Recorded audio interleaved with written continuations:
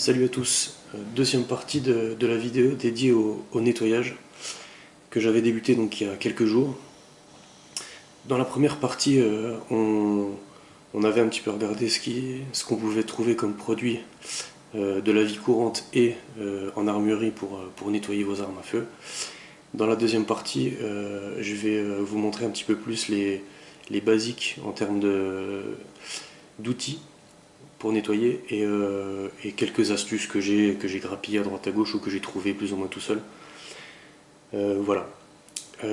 Donc tout simplement, actuellement moi j'utilise une boîte de rangement que j'ai acheté chez Decathlon, donc à 12 ou 13 euros. Donc c'est une Caperlan, tout le monde connaît, donc c'est la marque pêche un peu chez Decathlon. Donc la boîte elle est proposée en plusieurs tailles, et moi j'ai pris je crois la médium, ce qui me permet de ranger en fait tous mes outils, tous mes petits gadgets et tous les trucs qui sont destinés à nettoyer quand je rentre du stand. Parce que ça fait plusieurs années que je fais du tir et je suis passé par pas mal d'étapes, pas mal de contenants, pas mal de systèmes. Et maintenant je me suis plutôt stabilisé donc sur une boîte de rangement, donc ça peut être une boîte de bricolage, ça peut être une boîte de plein de choses.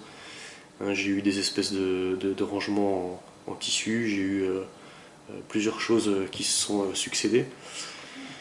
Maintenant, ce qui m'arrange en fait, c'est de rentrer du stand et de trouver chez moi dans une boîte tout ce qui va me servir pour nettoyer mon matériel, regroupé au même endroit. Voilà. Donc ça, c'était la petite aparté par rapport à la boîte. Donc, je vais l'ouvrir et vous détailler un peu ce qu'il y a dedans.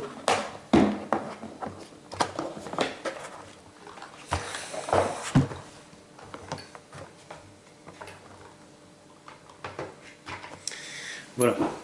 Donc elle est toute simple, hein. Elle se présente comme une boîte de rangement donc comment dire, d'outils que vous trouvez dans un magasin de bricolage, avec deux plateaux, un rangement donc ici, un petit caisson et plusieurs compartiments tout le long de la boîte. Ce qui me permet en fait de mettre tout ce qui concerne le nettoyage en termes d'outils. Parce qu'avant je m'éparpillais quoi, tout simplement. Je rentrais chez moi, j'avais une partie ici, une partie là, les baguettes là-bas, les chiffons là-bas, etc. Alors, bon, je vais vous faire un détail rapide de ce que ça contient. Donc, en premier lieu, il y a ce que j'ai récupéré donc, de mon kit qui va avec le Mosin-Nagant que vous avez quand vous achetez un Mosin-Nagant. Le kit en toile, avec tous les éléments donc, que vous trouvez dedans, tout simplement, dont je peux être amené à me servir. Voilà. Donc j'ai ça dans le premier. Dans le deuxième, j'ai mes écouvillons pour le 7,62. Donc 7,62, je vais reculer un petit peu, par 39 et par 54 R, pardon. C'est la même, les écouvillons marchent pareil. Donc vous voyez ici que c'est noirci, tout simplement, en fait je les ai gainés à la manière système D, donc avec un scotch, je vous expliquerai un petit peu plus après. Donc ça c'est un petit tampon tout simple pour nettoyer, donc je dépose mes écouvillons dessus, ça évite qu'il y ait de l'huile partout dans ma boîte. On va trouver un petit flacon de graisse Guntech qui marche plutôt bien pour les glissières. Le kit que vous avez dans la crosse des AK-47, donc le kit basique militaire. Donc ça ressemble pas mal au truc du Mosin-Nagant. Ça donc c'est un embout pour mettre un tire-chiffon. Ça c'est la fameuse tige qui permet de nettoyer les vents de gaz. Un autre écouvillon qui ressemble beaucoup à celui du Mosin-Nagant. La clé qui vous sert à plusieurs choses. Donc le titi ici qui vous sert à, je vais essayer de le montrer proprement, qui vous sert en fait à régler votre outil, votre guidon sur un AK. Ça marche aussi sur VZ. Cette partie qui vous sert de tournevis plat, donc c'est pas mal utile. Donc dans son petit boîtier, bon, c'est rudimentaire, hein, c'est militaire. Toujours une lampe de poche, parce que c'est très pratique de pouvoir nettoyer une arme et de vérifier si à tel endroit ou tel endroit de la carcasse il n'y a pas une poussière, il n'y a pas un peu d'huile qui est restée, etc. Donc petite lampe de poche bon marché, toute simple, qui me permet de vérifier ce que je suis en train de faire. Bon, les traditionnels coton-tige, des cure-dents, donc toujours la même utilité que l'outil ici. Donc pour les vents de gaz, alors j'en ai déjà parlé plusieurs fois. Là, pour être très clair, je vous ai carrément fait, donc j'ai imprimé une photo toute simple, donc d'un éclaté d'AK-47. Et donc la partie dont je vous parle à nettoyer, c'est celle-ci, là. Donc en fait c'est la partie qui rejoint le tube de gaz où évolue le piston et le canon. Donc il y a pas mal de dépôts qui peuvent se mettre ici. Quand vous tirez de la surplus, c'est plutôt sale, et en fait le risque, si vous avez déjà vu des vidéos sur YouTube, c'est qu'à terme, c'est très rare d'arriver pour un tireur, mais c'est qu'à terme votre arme explose tout simplement parce que ici il n'y a plus de jonction. Si c'est blindé de dépôt, ça marchera plus, à un moment donné ça va péter. Donc ça, c'était un outil qui avait été prévu à la base militairement pour en fait descendre dans ce conduit et faire tomber les dépôts dans le canon, et après vous nettoyez votre canon normalement, quoi. On va avoir, ça c'est un embout pour ma graisse que j'ai sorti tout à l'heure, une petite seringue donc, qui permet, quand vous faites par exemple un nettoyage au pétrole, de pouvoir mettre du pétrole dans certains endroits qui ne sont pas facilement accessibles. Ça, l'idée je l'ai trouvée en regardant les vidéos de Botro que tout le monde connaît également. C'est vraiment pas con, et puis en plus ouais, ça coûte rien du tout. Mon écouvillon de 9 mm. Alors là, la traditionnelle brosse à dents, le B.A.B.A. de chez B.A.B.A. de n'importe qui va nettoyer ses armes. Une brosse à dents standard, la marque que vous voulez, la couleur que vous voulez. Si vous la voulez rose, vous la prenez rose, bleue, verte, c'est votre problème. Mais en tout cas, ça ne sert pas qu'à brosser les dents, ça peut très bien, ça fonctionne très bien pour nettoyer votre matériel de tir. Alors, ici, j'ai les deux baguettes qui sont dans le kit que j'ai eu avec la VZ. Donc c'est les deux baguettes militaires pour le 7,62. Tout simple, je les garde parce que ça peut toujours me servir. Ma baguette qui va donc avec le Glock, livrée avec le Glock, donc c'est celle avec un tir chiffon, etc. Et qui va avec l'embout de 9 mm pour nettoyer le Glock.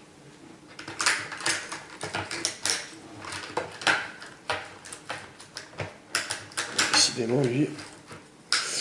Donc une série de petits pinceaux, donc c'est indispensable, donc des pinceaux pareils, comme vous voulez. Évitez les trucs, les poils trop fins, comme ce que vous pourriez utiliser pour faire de la cuisine par exemple, parce que tout simplement ça dépose des poils dans l'arme, et en plus ils sont pas assez rigides pour lubrifier comme il faut. Donc ça c'est parfait pour lubrifier les glissières, pour lubrifier l'intérieur de vos armes, les carcasses, etc. Ça c'est vraiment bien. On dépose une goutte et on lubrifie avec les pinceaux. Bon, je vais pas tous les sortir, là j'ai toute une série de tiges de rechange en fait pour tout ce qui est WD-40, Brunox, tous les produits en spray. Donc j'en ai plein parce qu'on a toujours une de livrée avec le produit que vous achetez, et puis des fois quand le produit est fini, ben, la tige elle peut encore servir.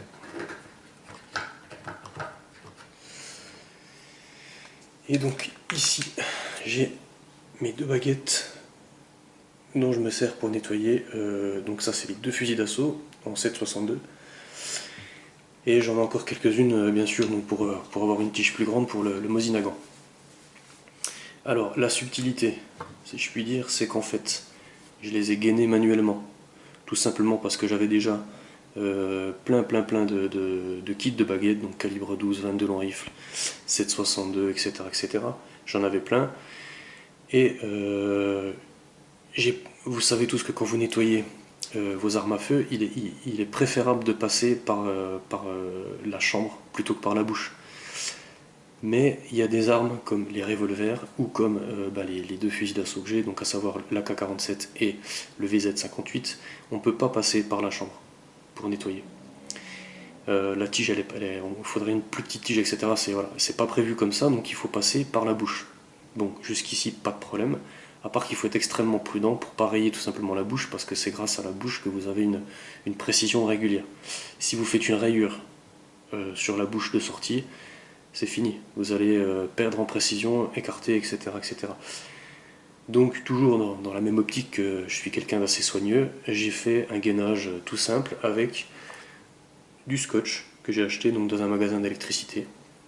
Vraiment une misère, hein, 1 euro, un truc comme ça. Comme quoi il y a vraiment des astuces qui coûtent pas cher. Plutôt que d'acheter une paire de baguettes gainées qui des fois est plus chère, j'avais déjà les baguettes, j'ai juste mis du scotch d'électricien qui tient vraiment bien. Pour dire, ça fait déjà presque 1 an que je l'utilise tel quel. Ça se décolle un peu ici et au pire si ça se décolle, je refais quoi.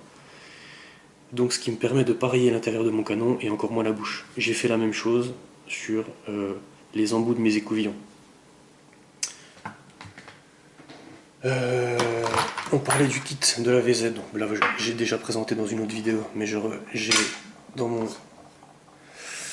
ma boîte tout ce qui va avec le kit de 762, dont le fameux écouvillon un peu en poil, là, on dirait du poil de sanglier, avec le tire-chiffon.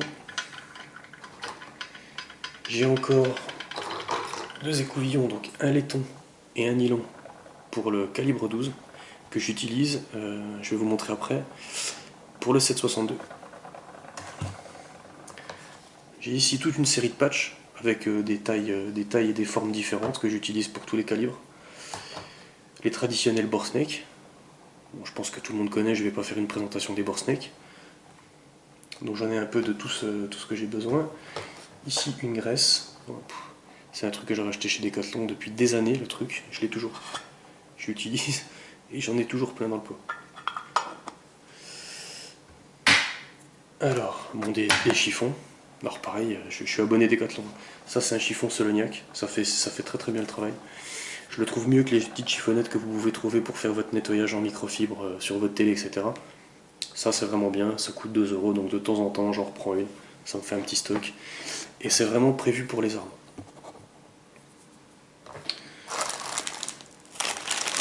Un Borsnake calibre 12. 2 autres Borsnake, donc K31 et 22 rifles. Un autre type de brosse, hein, c'est le même système, mais celle-là elle est plus, on va dire, vous aurez plus des brosses comme ça quand vous achetez un kit arme à feu, plutôt qu'une brosse à dents standard. Voilà, tout simplement. Voilà, j'en ai foutu vraiment partout dedans. Encore une brosse, elle est un petit peu plus rigide, elle permet de faire d'autres travaux.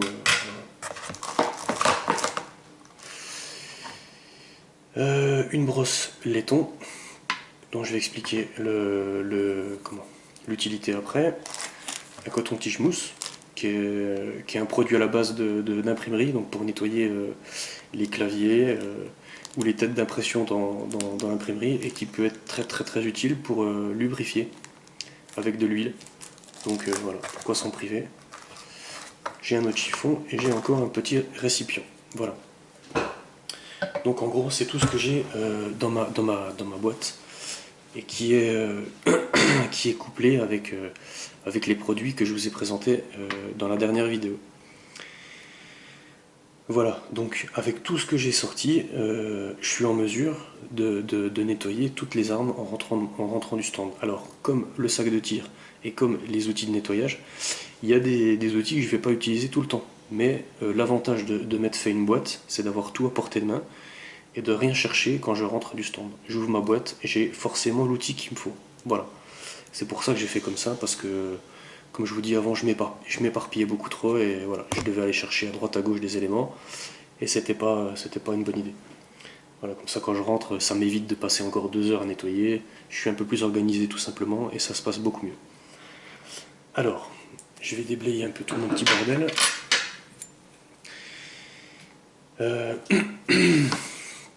Je sais qu'il y a pas mal de gens qui me posent des questions au stand ou sur la page, en messagerie privée ou carrément sur le fil de la page, par rapport au nettoyage du 762. Pardon. Il y a même des mecs au stand des fois qui me disent oui, moi je nettoie pas telle pièce, je nettoie pas telle pièce, etc. Bon, avec le fameux argument de oui, mais quand les mecs qui sont en Syrie, ils nettoient pas leurs armes, elles pètent pas. D'accord, t'es pas en Syrie, t'es en France et t'es au stand de tir. Voilà. Donc, mon conseil tout simple, c'est quand même de nettoyer. Il y a des éléments que les mecs, ils ont vraiment du mal à nettoyer. Je parle par exemple, donc je l'ai sorti du coup, pour le montrer, du tube de gaz. que tout le monde connaît, le tube de gaz de la K47 avec une forme. Je vais essayer de montrer l'intérieur. Voilà, une forme particulière, donc avec des petits biseaux sur les coins. C'est pas du tout pratique à nettoyer. Alors il y a plein de mecs qui m'expliquent, qui font avec les doigts, qui font avec des chiffons, qui font voilà. En fait, l'astuce toute simple que j'ai trouvée en regardant des vidéos pas mal de tireurs américains, le truc con qu'ils ont trouvé, qui est vraiment une bonne idée et que j'ai adopté, c'est en fait d'utiliser le matériel pour le calibre 12. Tout simplement qu'en fait, c'est quasiment, à quelques détails près, le diamètre d'un canon de calibre 12. Donc, je vous montrais tout à l'heure les écouvillons. J'ai pris une baguette parmi toutes celles que j'ai dans le calibre 12, et je vais m'en servir tout simplement pour nettoyer mon tube de gaz. Pourquoi celui-ci en particulier? Parce qu'en fait, le tube de gaz, quand vous tirez beaucoup de surplus, il est extrêmement chiant à nettoyer. C'est très très noir, c'est blindé de dépôts, et c'est vraiment très sale. C'est beaucoup plus pratique sur une arme comme le VZ parce que le capot se lève complètement, le garde-main haut se lève complètement, et vous pouvez l'enlever sans qu'il y ait de tube en fait. Il y a un demi-tube, donc c'est facile d'accès et donc facilement nettoyable. Ça, moi perso, j'ai pas des mains énormes, mais je peux pas mettre mes doigts là-dedans. Donc j'ai utilisé cette astuce que j'avais repérée. En fait, vous mettez comme une baguette, tout simplement. Voilà. L'autre truc, c'est qu'en fait, étant donné que c'est très noir, voilà, j'ai récupéré une fois de plus un récipient d'un truc dont je me servais dans la vie de tous les jours. Je dépose mon tube de gaz par-dessus et je vais pouvoir vaporiser vraiment comme un gros bourrin tout le tube. Parce que toujours dans l'optique, comme je vous l'ai décrit dans la dernière vidéo, où je peux pas mettre du produit partout et m'étaler dans tous les sens, il faut que je fasse un nettoyage un minimum propre. Pour pas, voilà. La mauvaise expérience, c'est que la première fois que j'ai fait ça, c'est sorti noir et j'en ai mis partout. Donc, je dépose à l'intérieur, je vais passer dedans, et quand ça va ressortir, ça va gicler dans le récipient. Donc, aucun problème pour le nettoyage. Si, bien évidemment, c'est plus sale, vous avez le fameux embout laiton. Alors maintenant, il est un petit peu plus compliqué à trouver l'embout. Il a été progressivement remplacé par des embouts en spirale. Que d'ailleurs, je vous conseille absolument pas d'essayer de nettoyer vos canons de calibre 12 rayés avec. Vous allez les bousiller. Donc celui-ci, il est plus difficile à trouver. Vous pouvez le trouver tout seul sur des sites quelconques. Mais par exemple, si vous allez dans les kits chez Decathlon ou dans des magasins qui sont spécialisés, maintenant ils ont été progressivement remplacés par des spirales. Ça marche super bien pour les canons lisses, mais pour les canons rayés, attention. Donc si c'est plus sale, vous utilisez un coup de laiton, un coup de nylon, et voilà, déjà votre nettoyage il est quasiment fini. Et la dernière chose, tout simplement, c'est que c'est pour finir votre tube de gaz, vous avez tout simplement qu'à utiliser votre bore snake pour calibre 12, tout simplement. Donc là ça va terminer, ça va finir votre nettoyage de gaz tube, comme ils disent, et il sera super propre. Vous pouvez donc aussi, pour le huiler au même moment, déposer un petit peu de, je vais le faire avec celui-ci, déposer un peu d'huile à la fin du bore snake, ouais. Donc le bore snake se présente comme ça. Vous pliez la fin de votre bore snake, d'accord, faites une boucle, vous venez déposer de l'huile, j'en ai sous la main, voilà, vous venez déposer de l'huile dessus, abondamment pour que ce soit imbibé, et ensuite vous passez votre bore snake dans votre arme. Vous tirez une fois et il a été nettoyé et huilé en même temps. C'est aussi valable pour les autres canons. Je le fais aussi pour les autres canons. Et n'oubliez pas de la même manière de sécher votre canon avant d'aller au tir. Si vous avez entreposé votre arme entre deux tirs, tout simplement avant d'aller au stand, une heure avant, la veille ou quand vous voulez, ou même sur le pas de tir, n'oubliez pas de sécher votre canon. Alors, je parlais aussi de ça. J'essaie de pas traîner parce qu'il y a beaucoup de choses à dire. Je parlais donc de la brosse laiton. Elle est vraiment très pratique, toujours pour le 7,62, parce que c'est un calibre qui peut être très vite chiant à nettoyer. Donc en fait, je l'utilise pour nettoyer mon piston de gaz. Ce piston, il est souvent très sale aussi. Et c'est souvent extrêmement difficile d'enlever la couche de résidus de tir qui se trouve au bout du piston, là. Cette partie-là est souvent extrêmement noire. Et malgré un nettoyage, il y a toujours des résidus qui restent. Alors, il y a plusieurs techniques. Vous pouvez le faire tremper dans du pétrole. Donc là, il faut un peu de temps devant vous, vous le laissez tremper dans du pétrole, vous attendez que le pétrole, que je vous ai montré dans l'autre vidéo, fasse le travail et attaque les résidus. Ou vous pouvez frotter avec de la laine d'acier 000, la même laine que vous utilisez pour refaire vos crosses en bois. Sachant que la laine d'acier, c'est quand même un produit qui est un petit peu abrasif. Alors même si à l'œil ça se verra jamais, c'est quand même abrasif. Donc c'est-à-dire que si vous enlevez les dépôts, vous enlevez de la matière en même temps. Même si c'est qu'un tout petit peu de matière, vous en enlevez. Moi, du coup, j'utilise une brosse en laiton, toute simple, que j'ai achetée dans un magasin de bricolage, encore une fois. Et en fait, qui marche très bien et qui va en plus ne pas rayer mon piston. Mon piston, il est pas griffé comme si je l'avais frotté avec un papier abrasif ou quelque chose comme ça. Donc quand je rentre du tir, je le badigeonne de produit, donc je le vaporise de WD-40 et je le frotte vraiment plusieurs fois de suite, donc je remets du VD, je refrotte, etc. 2 à 3 fois vous avez à le faire à peu près, et vous frottez convenablement, et là vous libérez aussi tous les dépôts, ils sont souvent ici vraiment sur le bout du piston, c'est vraiment là que c'est très sale. Pour le huilage, alors il y a plusieurs techniques, vous pouvez utiliser donc les pinceaux. Vous pouvez utiliser le petit embout en mousse que je vous ai montré tout à l'heure. Le pinceau, c'est quand même super pratique. Et sinon, vous pouvez faire technique système D qui est toute simple. Vous mettez, donc je vais vous montrer sur le piston, je l'ai sorti exprès. 2 gouttes, bon, là j'en ai mis déjà un peu trop. Vous humidifiez vos doigts et vous allez tout simplement passer sur le piston. Et voilà, là il est parfaitement huilé, il n'y en a pas trop, il n'est pas sous-huilé, il n'est pas sur-huilé. Il est voilà, exactement comme il faut. Ce qui vous évite, parce que quand vous avez trop d'huile, voilà, les premiers tirs vous allez tirer, ça gicle partout. Voilà, on a approximativement fait le tour je crois. Et enfin, une dernière petite astuce pour nettoyer.